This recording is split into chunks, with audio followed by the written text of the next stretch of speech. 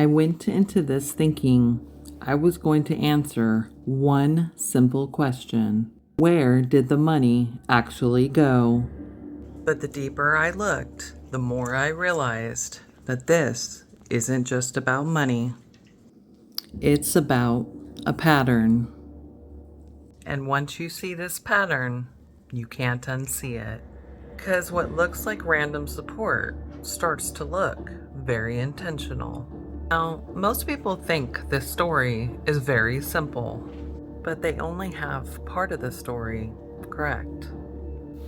Most viewers understand that Jenny Appleford courageously documented her cancer journey from diagnosis to her final days, creating a deeply personal video diary for her children, her family, and the community she built online.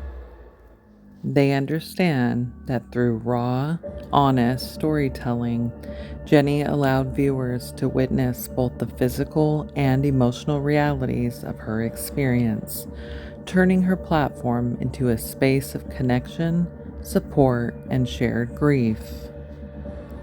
And the audience also understands that during this time, financial support from her audience played a critical role. Platforms like GoFundMe, YouTube, and PayPal helped cover medical expenses, daily living needs, and allowed her family to focus on care and time together during an incredibly difficult period. There was a massive community response that rallied behind her husband Kyle Appleford, and their children when it mattered the most.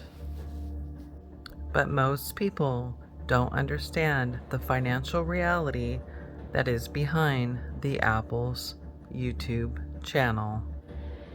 They think GoFundMe, YouTube, donations, and that's it. But that's only part of the story. Because when you actually start tracking everything, not just what's visible, but what's happening behind the scenes, well, you start to see something else. A system. The more specific the need, the stronger the response. When the message is urgent, people respond. When it is emotional, people respond more. And when it is personal, the response doesn't just increase, it spikes. So the real question isn't just what people gave. It's this: what happened before they gave? Phase 1 was survival. Treatment, uncertainty, and staying alive. The need was clear, and the message was specific. And the response was immediate. Then came grief, loss, shock, trying to understand the unimaginable. The message shifted from surviving to honoring. And again, the response followed. Then came stability, maintaining life, moving forward, creating a new normal.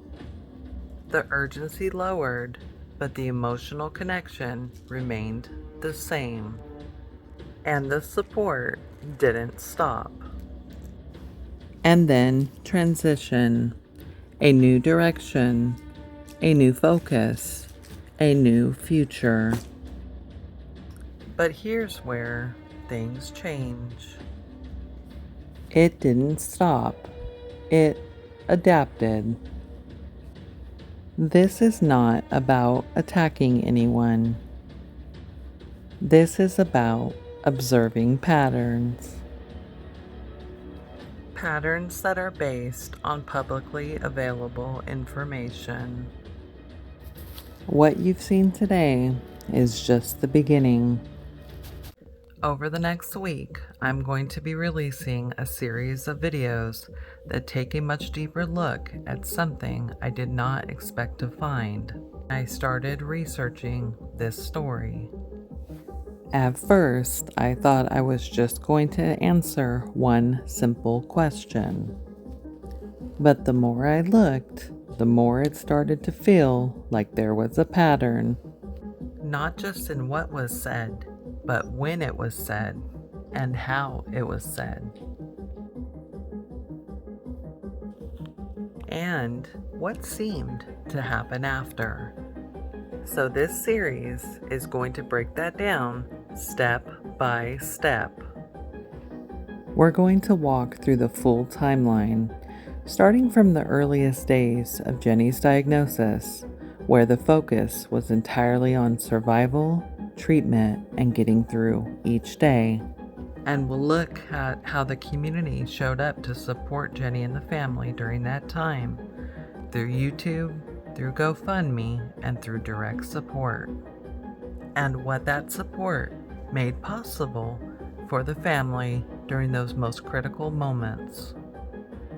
Then we're going to move forward into the months after, into the shifts that happened, not just in content, but in messaging, tone, and focus. We're going to look at how support evolved, how the reasons for that support changed, and how the community responded at each stage. We'll also be taking a closer look at the different forms of support that came in, some visible, some less visible, and how they may have interacted with each other over time. Not just donations, but views, engagement, and platform tools, and other forms of support that aren't always talked about openly. And here's where things start to stand out for me. When you line all of this up, the timing, the messaging, the responses, you start to see relationships between them. Moments where certain kinds of content seem to generate stronger reactions.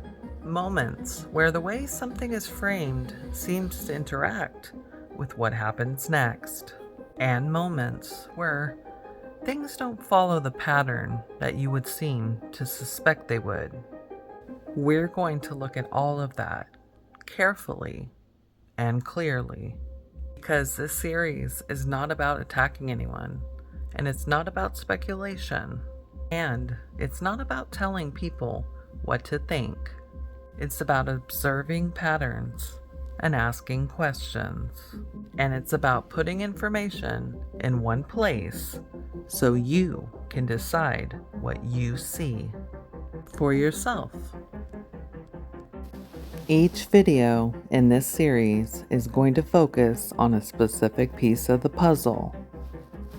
From the early support phase to the transition phase to the current and hotly debated direction of the channel. We're going to break down what we know, what we can verify, and what still raises questions. And let me tell you, there is a lot under the tip of this iceberg. And by the end of it all, you're going to have a much clearer picture of how the ecosystem that has become the Apple's channel actually works. Because this isn't just one moment. No, it's a progression. And understanding that progression is going to change how you see everything. You won't want to miss this series, so make sure that you're subscribed and keep an eye out over the next few days, because the next video is where we start putting the pieces together.